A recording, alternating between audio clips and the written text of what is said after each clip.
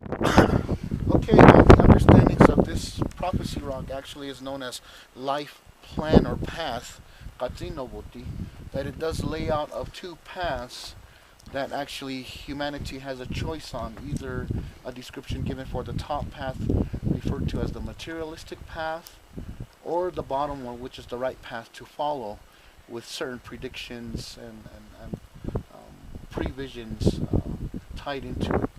But top path of materialism shows the people all unified. But if we continue of our ways of destruction, taking from the earth, or even the world leaders press the buttons for all the nuclear atomic missile heads, or the Maasaw's description given as the gourd full of ash, destruction, doing away with humanity and the earth, and will be bits of particle dust in the endless space.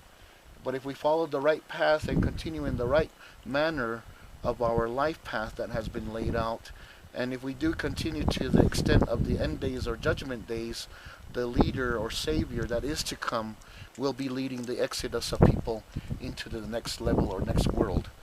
So it just all depends on how humanity helps to control of understandings with our humanity spirit and the people of this whole world. There'll be that continuance.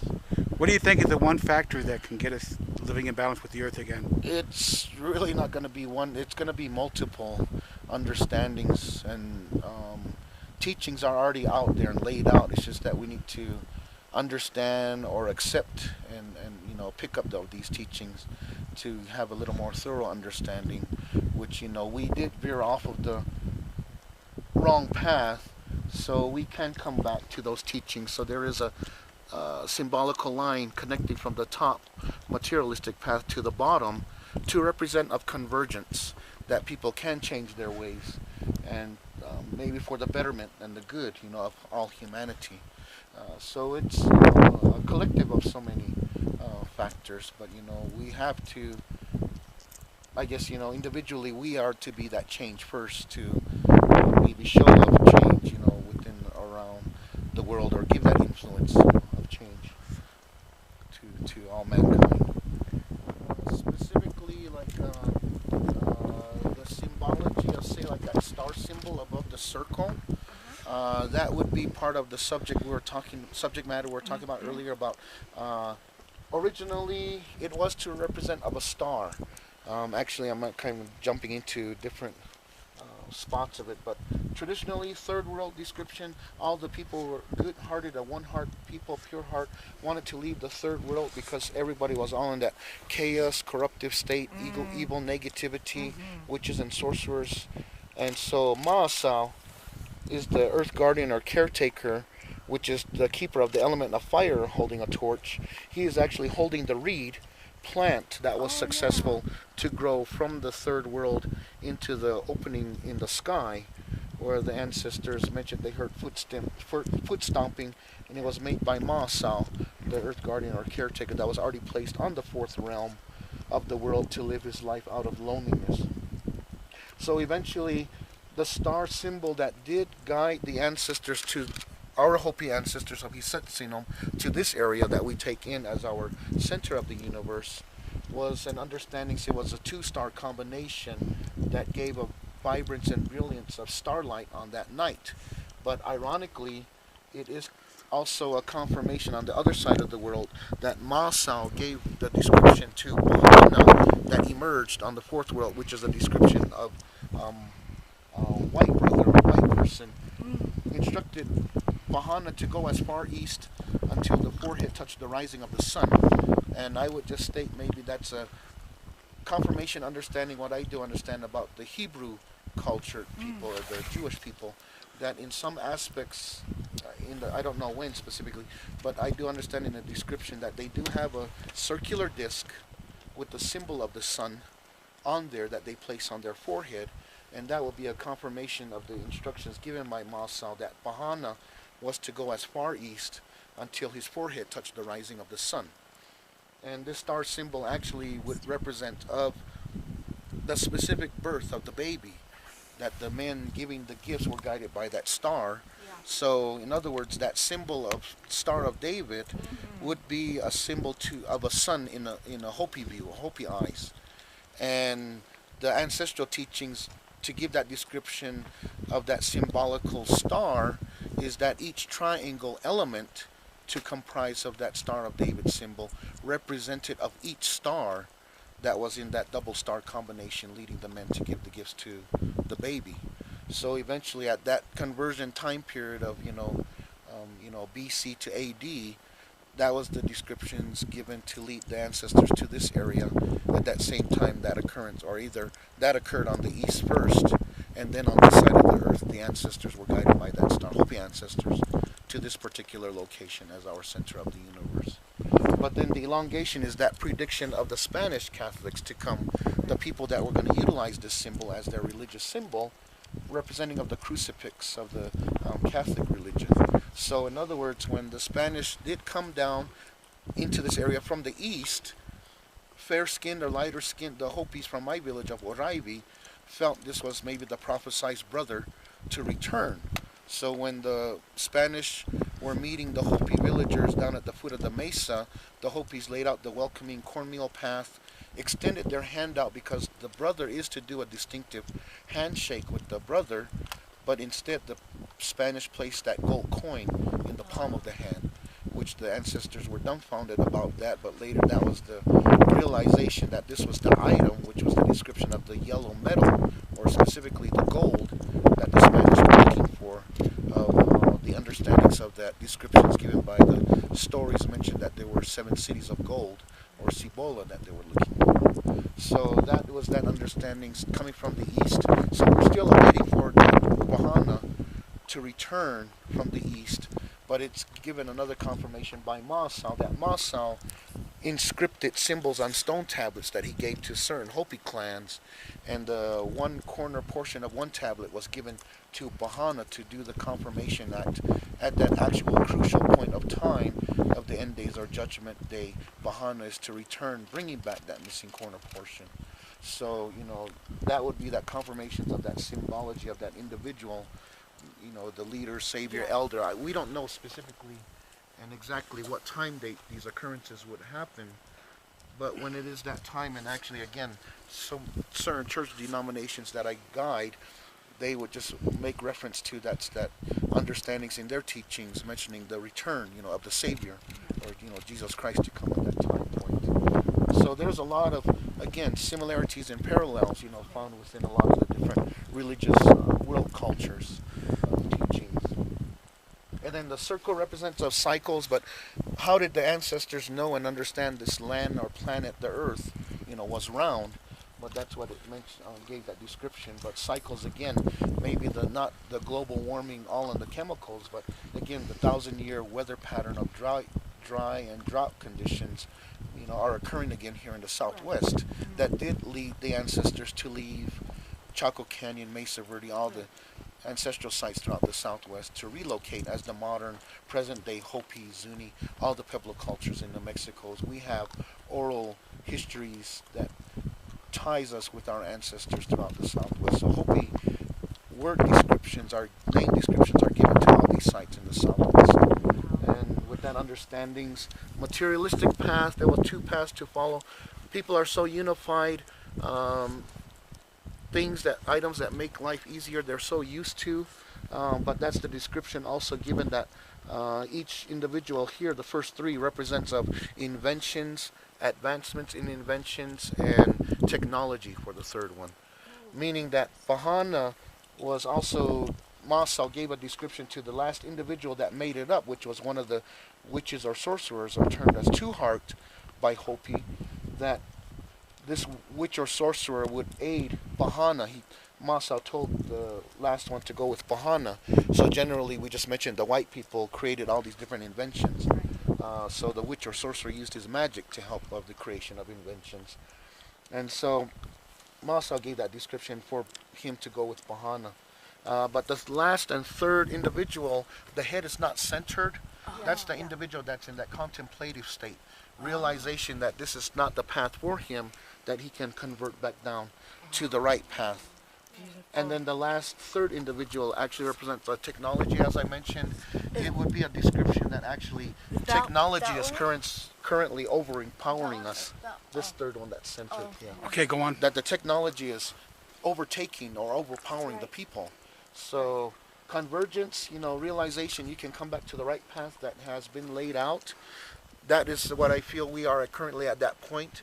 People are going back to the organic foods, all the traditional ancestral teachings, healing methods, medicinal roots and plants, original teachings, how to live off the earth and the land, how to respect it, give us something back if you're taking, but corporations, companies are not following those teachings. Are basically individuals want to have maybe a little bit more thorough understanding of Native American teachings or indigenous teachings to understand and interact with the earth, of how we've been doing it for all these, thousands of years. So convergence, we are at that point, but circles that are depicted here, prophesizing of 3 world wars or fights. First one is fulfilled with a circle. There is a symbolical cane symbol in the middle of the first and second one. Cane symbol represents a chieftainship status, education or traditional knowledge carrying. So possibly the U.S. government after World War I studied of the enemy's ways or the Oriental teachings of China and Japan, or Japan specifically, to go into World War II.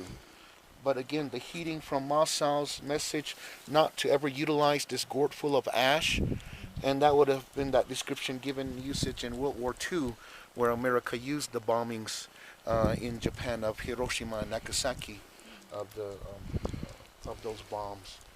And then eventually the third one is not fulfilled, but again there is some symbologies on certain tablets that do confirm of maybe certain land, countries, or symbols on flags would be stirring up events. And currently what's happening with Syria, Turkey, and Israel, and again Russia and China has an interest from each different, or was it China or North Korea, one of the different countries, but the 3 countries I feel would be of that more maybe communist following, communist Russia, North Korea, and communist China, that would be part of a stirring up. But eventually what's happening with these 3 countries, Russia and China does have an interest in one of the other countries of each one, so they're still part of that link of that understanding. So eventually the elder or leader, savior that is to come, will come and lead the exodus of people into maybe to the next world, into the safe promised land. We really don't know the exact accurate descriptions of where we'll be going or where the leader is going to take us, but we do know it's going to be in another better place. But eventually a lot of people just feel spiritually that there's already that spiritual evolving already of understandings, but other people maybe feel that there has to basically that description, to see it is to believe it. So maybe people want to see a physical occurrences, whatever. But eventually there's all kind of information out there that shares of descriptions from Hopi perspectives or prophecies about like the blue star sighting, or when different prophecies were actually fulfilled in a lot of the earlier times. So we just have to wait for these certain descriptions in the sky or on the earth again. But like I shared with you earlier, our teachings as well is similar with the understandings that our own human actions do have a recurrence action of what's happening all around us and throughout the world. So that understandings of all the climatic changes that have been occurring here in the Southwest, we talk about water is life, but with all the occurrences of flooding, tsunamis, water can take a life as well.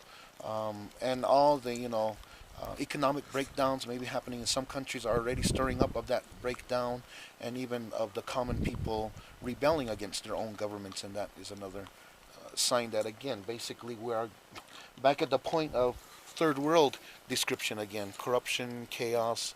And then yes, we are noticing all the natural catastrophes, all the weather patterns what are occurring, volcanic eruptions, floodings, earthquakes, tremors, tornadoes, hurricanes, everything is all evidently out there. Either Mother Earth's message is not fully understood, or our ears are not fully open to hear of her message.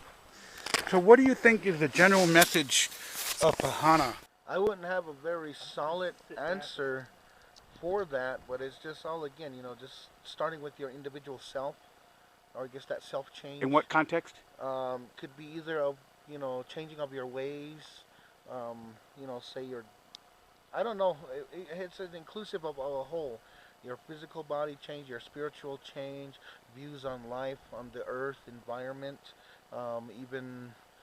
even diet. I guess is another sense because a lot of people are going to the more organics, where maybe there's some irritations coming from pesticides, chemicals that are in different certain fruits or vegetables. But really, myself, I don't have a really solid answer for that.